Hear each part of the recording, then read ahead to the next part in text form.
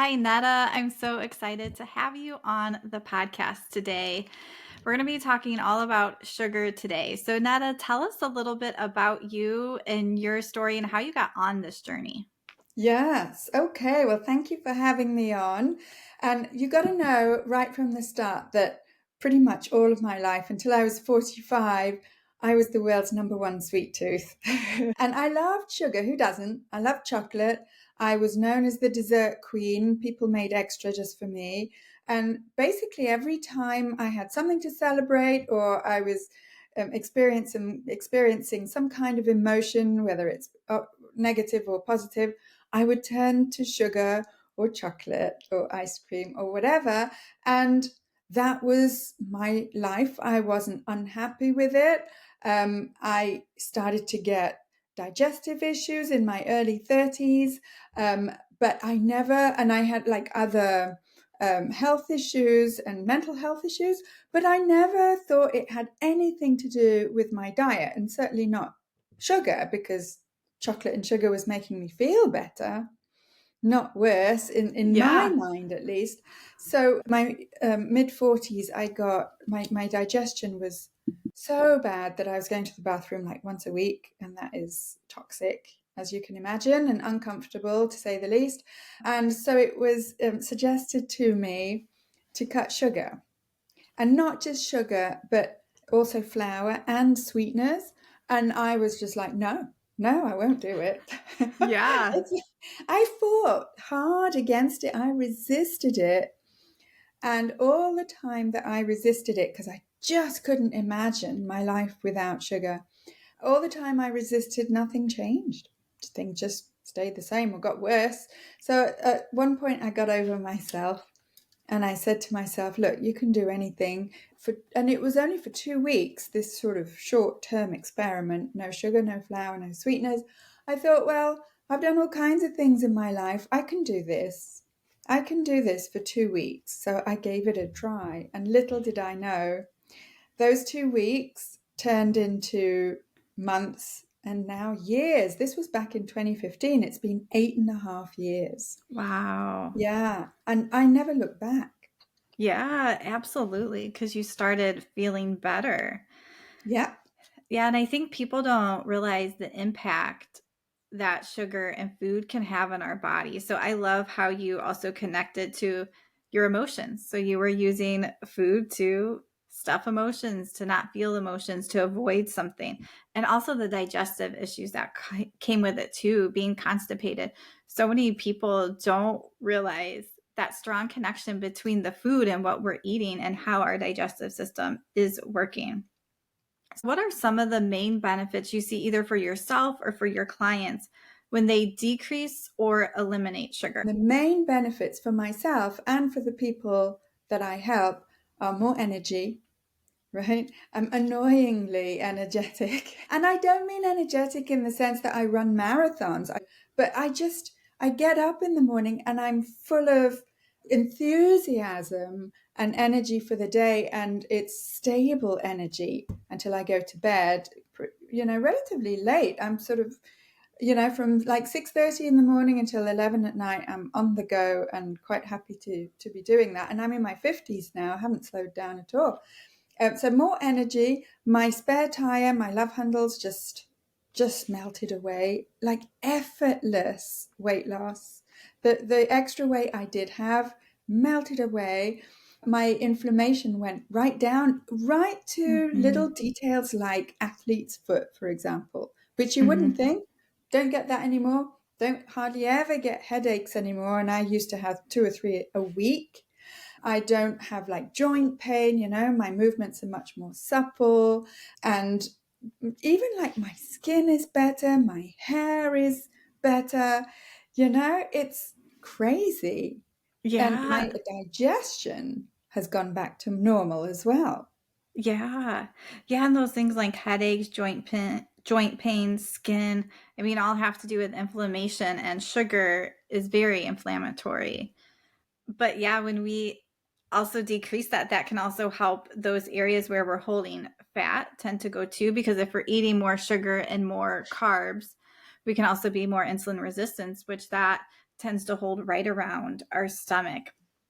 And when we talked before, we also talked about eliminating versus totally cutting it out. So I, for example, do very little sugar.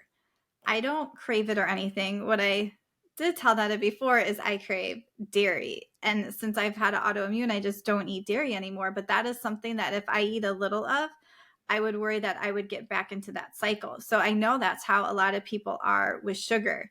They can't have a little bit of it because it just sort of spirals. So tell me your thoughts on eliminating versus dramatically reducing. Yeah. Well, I often like to refer to the concept of being a moderator or an abstainer. And this comes from Gretchen Rubin, actually, and it's really kind of how your natural personality is.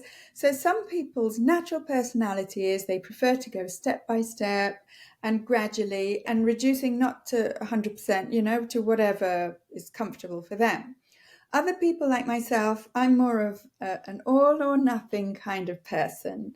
And that's just my natural personality. And it seems to be the same for sugar for me. I feel freer, more liberated from the hold that sugar used to have on me because I eat zero sugar. And I mean added sugar. I eat naturally kind of occurring sugars in vegetables. I eat a little bit of fruit because I've lost the taste for sweetness. I don't enjoy sweet tastes anymore. So I try to keep away from them because I just don't like them anymore. Mm-hmm. So it's not like I'm denying myself. I don't eat what I don't enjoy as tastes. And these days, and for the last 8.5 years, I don't like sweet tastes anymore. So for me, it's better, I feel better not to have any added sugars whatsoever or sweeteners because I don't like the taste and I don't like what they Mm-hmm. do to me. I don't want to walk around in my life feeling bloated and triggering my cravings. Call me Yeah. crazy, but I don't want to live my life like that. But I tell you, for flour, what you describe is what happens to me when I eat bread and crackers and chips. If I start, I cannot stop. So Yeah. it's just, I don't want to have that type of behavior. And believe me, I've tested it. I don't want to have that. So it's better for me to have zero. Yeah, and I even find this when working with clients is sometimes it's nice to have something that's black and white that you will do or you won't do, and it just makes it easier. So there's no decision, there's no waffling. You're able to do what feels good for your body and how your body functions best. So if that is not with sugar, then you have to think, how is my body going to function best, and really being able to step into that and support that. So does that Yeah. need to be black and white, or can you have a little bit and be okay? And I see it Yeah. both ways in my clients with different aspects besides sugar, too. Sometimes we need that black and white. Sometimes we can have a little bit. So you have to really see how you're doing with it and also how your body is feeling. Because maybe you could handle a little bit of sugar like mentally, but maybe your body is not handling it well. So we need to look at it both ways. So we're really feeling good in our body. So you brought it up just real briefly. So tell me a little bit about different forms of sugar. Yeah. Okay. So, we don't have adequate vocabulary to talk about the different types of sugars. So we get sugar mixed up with carbs. And so I consider personally that I don't eat low carb because what I consider to be extremely high carb is what's called the SAD diet, the standard American diet, which is extremely high. And so therefore how I eat, where the carbs come from, vegetables, some fruit, nuts, seeds, dairy for myself, I don't consider that low. I just consider that normal. And the standard American diet is extremely high in carbs. So, I kind of play with the words that way.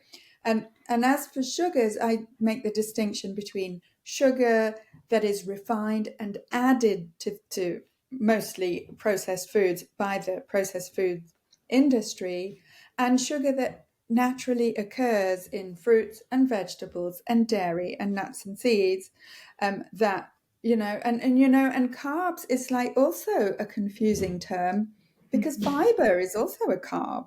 and doesn't affect the body at all in the same way as refined carbs. So that's how I see it. It's basically, instead of wondering, is this added sugar? Is it good sugar? Is it bad sugar? I look at the level of processing of my food, right? And so if it has been processed and tampered with by the food industry, the processed food industry, I try to keep away from it. I don't just try, I actually keep away from it. And if it's whole foods where the foods don't have labels and are the ingredients rather than having a list of ingredients, then those are the ones I tend to go for much more. Yeah, I love that because I've had clients before been like, well, grapes are bad. I hear they're high in sugar. I'm not going to eat them. And yes, they are higher on the glycemic index, but that doesn't make it bad. And the same person was also like telling me how she had a margarita and we have all these other things, and then we villainize some of these healthier foods.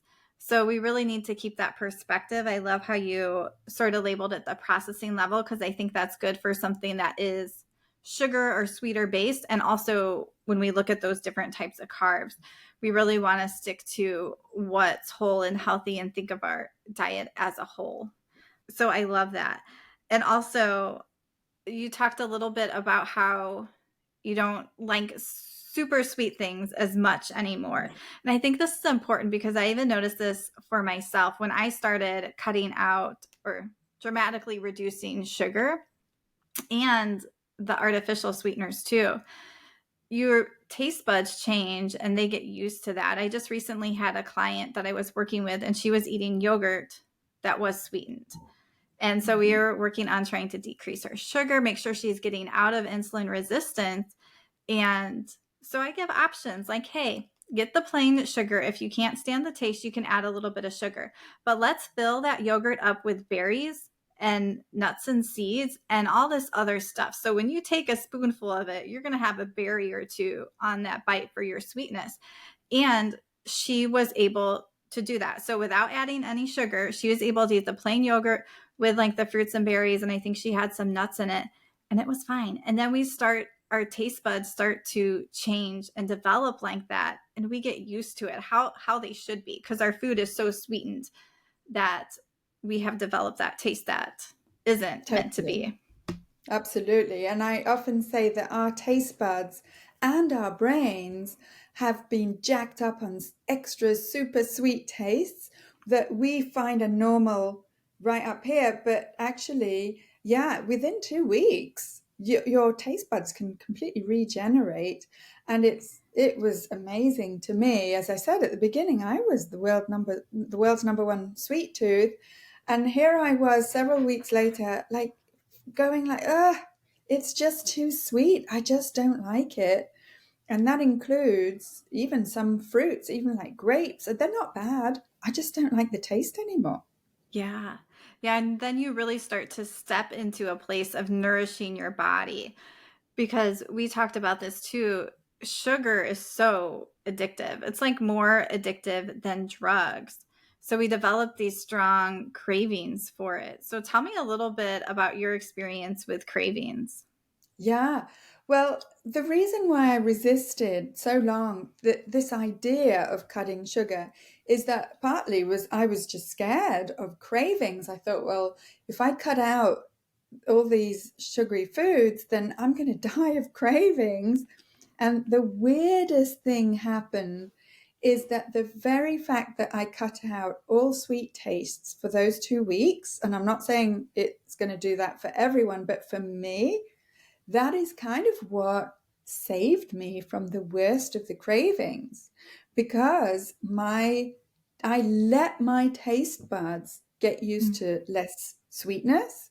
And yes, things for the first few days tasted blah and not very good. And it's like, well, get over it, Netta. I said to myself, you can handle a few days of things not really tasting that good.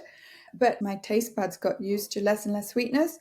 And so the cravings really didn't last that long, taste wise. Emotionally, that was a different question. And I often Yeah. say that your brain is slower than your body. It catches up more slowly. So the memories of the sweet foods, the associations that I made of, in this context, I've always eaten this sweet food, right? That was a Hmm. lot slower for me to get used to and to work through. I had to find other coping skills for my emotions, which I'm still working on 8.5 years down the line. You know, it's not a one and done deal. I had to find other ways to enjoy life, have fun, celebrate, reward myself, which I'd always done with sugar or chocolate. So I had to find alternatives. And so I had to basically grow up, is how I see it. Yeah, I love that. And so for you, I love how you differentiated a little bit of that craving, sort of doing that, cutting out sugar, just totally cutting it out, and your taste buds adapting. But I think that is what people struggle with, is more that emotional piece that you talked about. That is what I work on with clients. And as we talk and you start to uncover those connections and also like those associations you were talking about. So if you're going to whatever birthday party, you associate having cake or whatever it is, or you go somewhere and it's your grandma's pie, and having to do something different in those situations. And at first, it feels like you're fighting yourself. But I think sometimes when we go back to the idea of what's really nourishing us, what does our body really need? How do I want to feel? And then being able to work through some of those different emotions. And just like you, I'm still working on my coping skills, still building my emotional intelligence. It's not a one and done thing, it's something we have to keep working on for our health and just our life in general. So I would love it, before we end soon, if you could just share maybe one of your coping skills or something that really helped you working through that emotional piece. Yes. Well, there's lots of different things that I teach, but one of the things that helped me that I give as a sort of a challenge to the students in my program is to say, set yourself a challenge and to see how much fun can you have in your life without turning to sugar. And it's basically the question that you said before, how do I want to feel? And even greater than that, how do I want to live my life? And I set myself this type of challenge to say, okay, Netta, let's see just how much fun you can have without sugar today. And it was just for today, and it's been several todays in the last 8.5 years. But it's it was more fun for me to set this as a personal challenge for myself rather than to feel like a victim of sugar, because I feel that then we give away our personal power to sugar. Mm-hmm. And it's not up to sugar to determine how you live your life. In my humble opinion, in my experience, what I teach is you have your personal power to decide how you want to live your life, right? And don't give away that power to sugar. Yeah, absolutely. And just an example, it made me think of my daughter. She's 16 and she just started dual enrollment, so college classes. And we celebrated the end of her semester. She did anatomy and physiology. She had Spanish. They were both hard. She had an English class that was easy, plus other things. So she wanted to celebrate by going to Starbucks. So I am not a sweet drink person. I don't even drink caffeine. So, but I went with her. We rode our bikes there because it's close to us. And she got herself a drink. And I didn't have anything. And I was okay. Yeah, Because what was the point of that? It was connecting with my daughter. I didn't exactly. need a drink. I don't have to feel awkward sitting at Starbucks without buying a drink. Hey, it's okay. Or I could Yeah, get like a herbal tea if I wanted to or something. But to be able to step into something different and be able to live differently, that's where it gets a little bit easier to make these changes. totally, totally. And when you take away the sugar, this is what I say in the introduction of my podcast. When you take away the sugar, then you can finally discover the real sweetness in your life. And that could be the people that you're celebrating with, like in your case with your daughter, or any other valuable experience that you're having that has nothing to do with sugar. Yes. Yeah, Mhm. I love that. I love the way you word that. Well, Netta, thanks so much for being on the podcast today. And feel free if there's anything else you want to share before we wrap up. Sure. Well, I also have a podcast. So it's called Life After Sugar, also in the top 100 in the US. And I have a website, which is aftersugarclub.com. Yeah, perfect. So I hope you guys were encouraged by this episode today. And if you feel like sugar is ruling in your life and you don't really feel in control of it, I hope that this has encouraged you to either figure out how you can decrease it or cut it out. Go cold turkey if you need to really step into where you can feel better in your health and in your body. So make sure you check out Netta's podcast and keep on moving, guys. Hey friends, thanks so much for watching. Make sure that you hit subscribe and ask any questions down below.